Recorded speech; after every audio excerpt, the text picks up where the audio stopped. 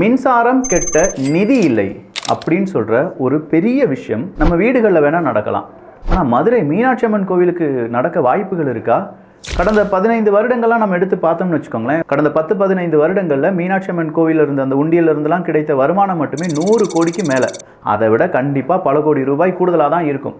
அப்படிப்பட்ட மீனாட்சி அம்மன் கோவில் அந்த கரண்ட் பில் அப்படிங்கிறது 1 கோடி ரூபாய் அளவுக்கு நிலுவையில் இருக்கிறது.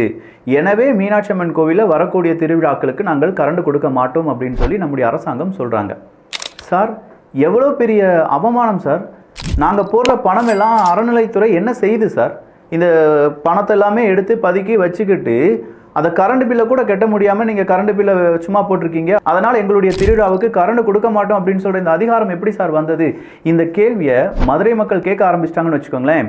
மதுரையில் ஒரு திமுக காரங்க கூட இருக்க முடியாது. ஏன்னா மதுரை மக்களையும் மீனாட்சி அம்மனையும் அங்கே இருக்கக்கூடிய அழகர் கோவில் கள்ளழகரையும் பிரித்து கூட பார்க்க முடியாது. அப்படிப்பட்ட ஒரு இடத்தில் இந்த மாதிரியான சம்பவங்கள் நடைபெறுகிறது. இவ்வளோ தைரியமாக வந்து சொல்கிறாங்க நாங்கள் கரண்ட் கொடுக்க மாட்டோம், காரணம் நிலுவைத் தொகை இருக்கிறது அப்படின்னு சொல்கிறாங்களே. இதை நாம் கேள்வி கேட்கணுமா வேண்டாமா?